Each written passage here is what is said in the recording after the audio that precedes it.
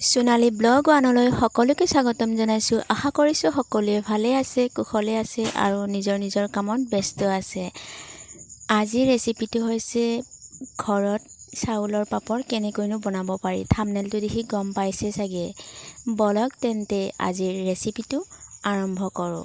এই ভিডিঅ'টোৰ জৰিয়তে কেনেকৈনো মই পাপৰ ঘৰত বনাওঁ তাকে দেখুওৱা হ'ব। ঘৰতে বনোৱা পাপৰ ইমানেই টেষ্টি হয় আৰু দেখিবলৈও ধুনীয়া হয় আৰু নিজৰ ইচ্ছামতে বনাব পাৰে ইনগ্ৰিডিয়েণ্টছবোৰ দি পেলাই। চ' আপুনিও নিশ্চয় এবাৰ টেষ্ট কৰি চাব, ট্ৰাই কৰি চাব, তেতিয়াহে আচল মজাটো পাব। আৰু যদি ভাল পায় ভিডিঅ'টো শেষলৈ চাই যাব।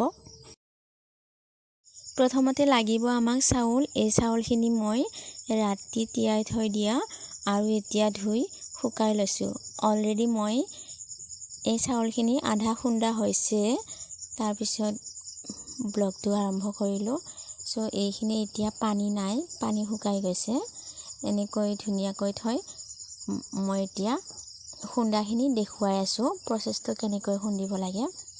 মই এটা মিক্সাৰ গ্ৰাইণ্ডাৰ লৈছোঁ, ঘৰতে বনোৱা মিক্সাৰ গ্ৰাইণ্ডাৰ।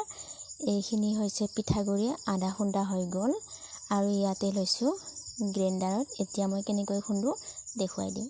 মই খুন্দিছোঁ, এইখিনিতে ঢাকনি মাৰি দিম আৰু ইয়াতে দি দিম চুইচ।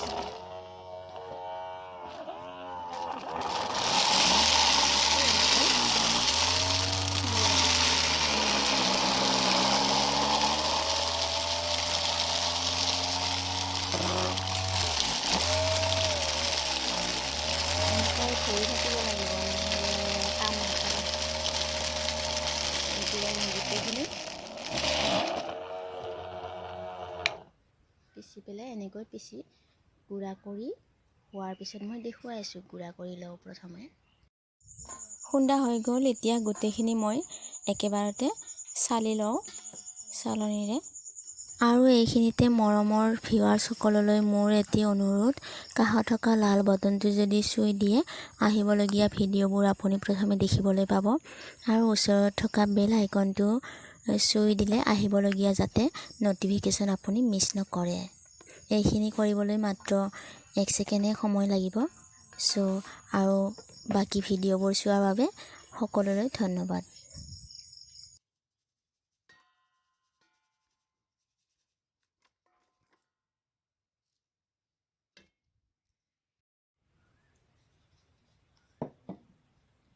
এতিয়া মই গুড়াখিনি এটা কাপেৰে মেজাৰমেণ্ট কৰি ল'ম।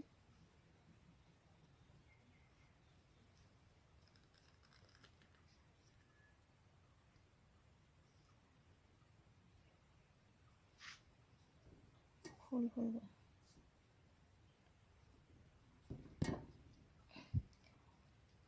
এক কাপ মই হাতেৰে দি দিলোঁ আৰু পূৰা ফুলকৈ 2 কাপ।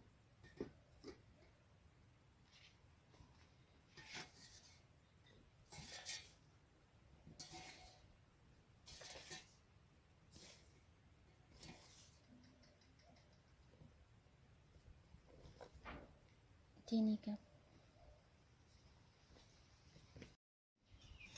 এতিয়া পাপৰৰ ঘোল তৈয়াৰ কৰিম আৰু লাহে লাহেকৈ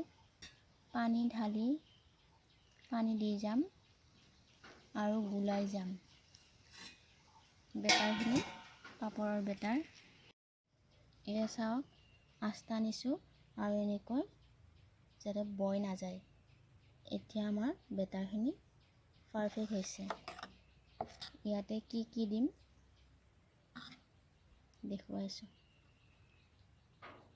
ইয়াত লৈছোঁ ক'লা নিমখ, অপশ্যনেল হয়, এইটো নিদিব পাৰে। আৰু ইয়াতে এইটো লৈছোঁ জলকীয়া গুড়ি, চিলি ফ্লেক্স, ঘৰতে তৈয়াৰ কৰি লোৱা। মই দেখুৱাইছোঁ আপোনাক।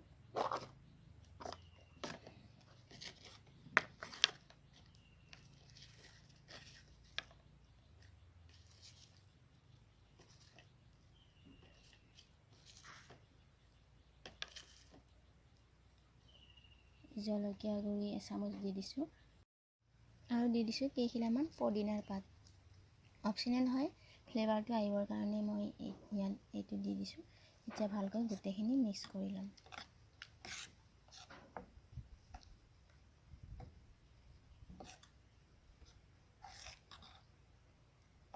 অকণমান ডাঠ হৈছে আৰু অকণমান মই পানী দি দিম। পদিনাৰ পাতটো ডাঙৰ ডাঙৰে হ'লগৈ, একো কথা নাই, আপুনি কাটি সৰু সৰু কৰি দিব পাৰে।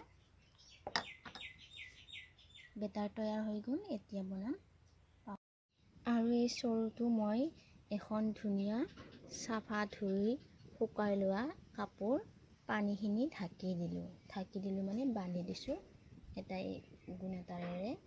আৰু এই গুণ এটাৰ নহ'লে ৰছী দিব পাৰে, কিন্তু মই গেছত হ'লে কোনো কথা নাই, ৰছী হ'লেও ইয়াত জুই বেছি হ'লে পুৰা যাব পাৰেতো, সেইকাৰণে মই এইটো বান্ধি দি দিছোঁ।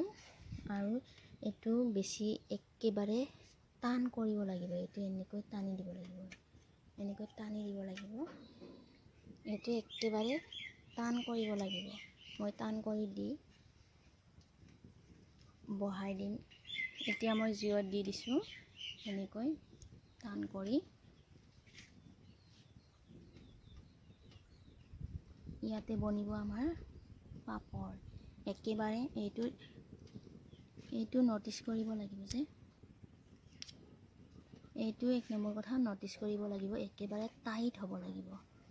আৰু যিখিনি পানী দিছিলোঁ মই চৰুটোত, এই পানীখিনি গৰম নোহোৱালৈকে জুই দিব লাগিব। তেতিয়া সোনকালে গৰম হ'লে পাপৰ সোনকালে সিজিব। আৰু বাকী প্ৰচেছখিনি চাই যাওক। এতিয়া আমি গুলাই লোৱা পাপৰখিনি আকৌ এবাৰ মিক্স কৰিছোঁ আৰু এতিয়া দিব পৰা অৱস্থা হৈছে বেটাৰ। ভাপত দিয়া বুলি ক'ম এতিয়া মই দিছোঁ ভালকৈ, অকণমান প্ৰেছ কৰি বহলাই দিব।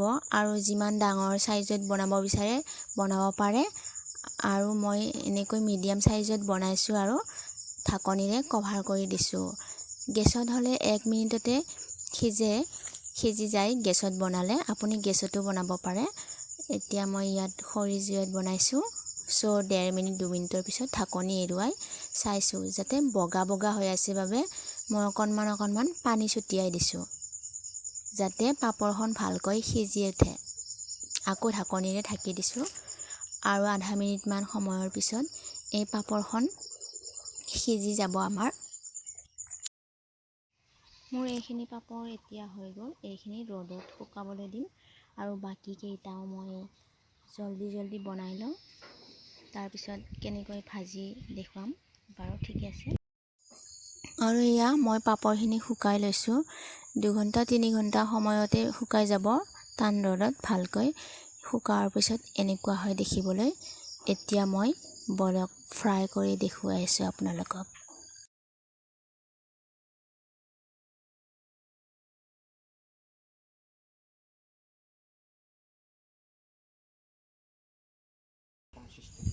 এতিয়া জুইত দিছোঁ এখন কেৰাহীত দিছোঁ তেল, আৰু তেল গৰম হৈছে। ইয়াতে ওপৰৰ পৰা দেখুৱাইছোঁ, এয়া চাওক তেল পকিছে বা তেল গৰম হৈছে। আৰু এতিয়া ভাজিম পাপৰখিনি দেখুৱাইছোঁ। কেমেৰাটো লৰি আছে।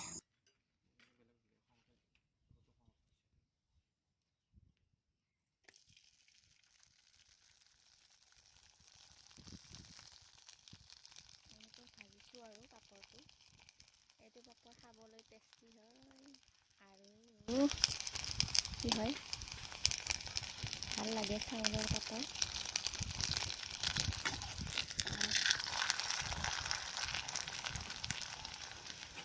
অকণমান হেঁচি দিব লাগে পাপৰটো বনাওঁতে, মানে এখন হ'লে।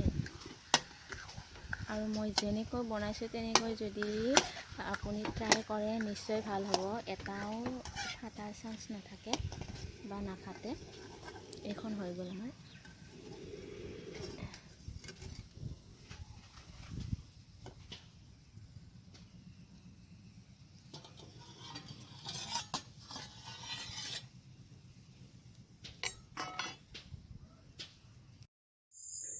পাপৰ ভাজা হৈ গ'ল গোটেইখিনি।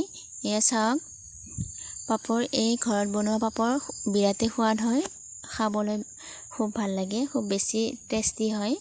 চ' আজিৰ ব্লগটো ইমানেই আছিল, আজিৰ ভিডিঅ'টো ইমানতে শেষ কৰিছোঁ আৰু পিছৰ ব্লগত পুনৰ লগ পাম।